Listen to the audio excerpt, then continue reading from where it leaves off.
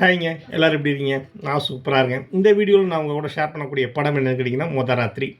படத்தோட பேர் கேட்கும்போது ஒரு பி கிரேட் படமாக இருக்கும் அப்படிங்கிற டவுட் இருந்துச்சு. அப்புறமா பாக்யராஜ் டைப்பில் இருக்கிறதுக்கு வாய்ப்புகள் இருக்கே அப்படிங்கிற மாதிரி தோணுச்சு.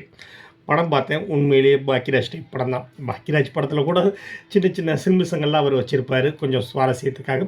இந்த படத்தில் அந்த மாதிரிலாம் எதுவுமே கிடையாது. உண்மையிலேயே சீரியஸான சின்சியரான அட்டம்ப்ட். படம் ஃபுல்லாக ஜாலியாக இருக்குது, நம்ம சிரிக்கிறோம். படத்தில் எமோஷனல் இருக்குது, நம்ம எமோஷனல் ஆகிறோம். எந்த வகையிலுமே எதுவுமே துருத்தலானதாக இருக்கல. 2.25 மணி நேர படம் அவ்வளோ சுவாரஸ்யமாக இருக்குது. மொதராத்திரிங்கிறத விட ஒரு ராத்திரின்னு கூட படத்தை வச்சுக்கலாம். ஏன்னா அந்த படம் மொத்தமே ஒரே ராத்திரியில் நடந்து முடிக்கிறது தான் கதை. ஹீரோவுக்கு கல்யாணம் பிடிக்கலை, ஹீரோயினுக்கு கல்யாணம் பிடிக்கலை. ஹீரோவுக்கு லவ் ஃபெயிலியர், அந்த பொண்ணு இறந்துருச்சு, அந்த சுகம். ஹீரோயின் ஒரு பையனை லவ் பண்ணுறாங்க. அந்த பையனை பற்றின சின்ன டீட்டெயில் கூட வீட்டில் சொல்லலை. பட் ஒரு பையனை இவன் லவ் பண்ணுறா அப்படிங்கிற விஷயம் மட்டும் வீட்டில் தெரியுது. ஸோ அவங்க கட்டாயப்படுத்தி கல்யாணம் பண்ணிக்கிறாங்க. இவரை ஃபாரினில் இருக்கிற ஹீரோவை பொய் சொல்லி வீட்டுக்கு கூப்பிட்டு வந்து கல்யாணம் பண்ணி வச்சுறாங்க. இப்போது ஹீரோயின் என்னானாலும் வீட்டை விட்டு ஓடி போய் அவன் கூட சேர்ந்துடணுங்கிற ஐடியா. லவ் பண்ணுற பையனும் அவளை தேடி வந்துக்கிட்டு இருக்கான். இன்டர்வல் பிளாக்கில் மாப்பிள்ளை, ஹீரோ, அந்த லவ் பண்ணுற பையன் 3 பேரும் சந்திக்கிறாங்க. அது என்ன ஆகுதுங்கிறது கதை.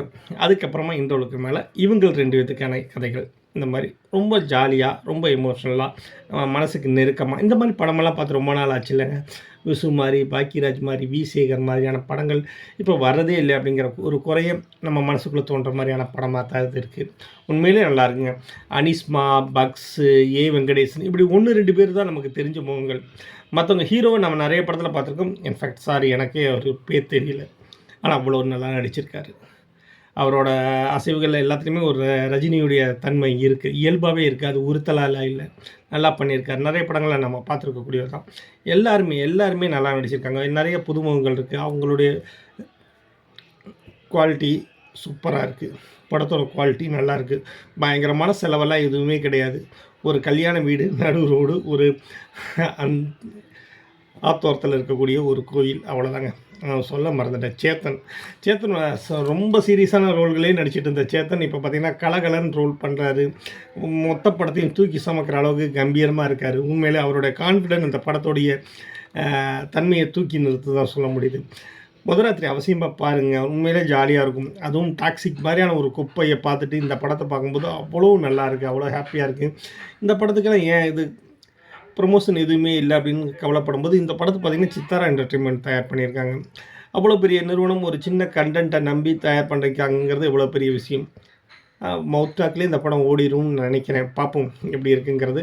உங்களில் யாராவது மொதராத்திரி பார்த்துருந்தீங்கன்னா எங்க கூட ஷேர் பண்ணுங்கள். உங்களுக்கு பிடிச்ச சீன் எது அப்படிங்கிறதையும் சொல்லுங்கள்.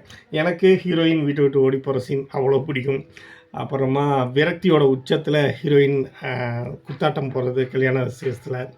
அப்புறம் கடைசியில் கத்தி குமிக்கிறது, தன்னுடைய ஆற்றாமை, தன்னுடைய ஆசை எல்லாமே நிராசையாக போய் நம்ம நடுவில் நிற்கிறோமே அப்படிங்கிற விரக்தியோட கத்தி குமிக்கிறது. இந்த சீன்லாம் எனக்கு ரொம்ப பிடிக்கும்.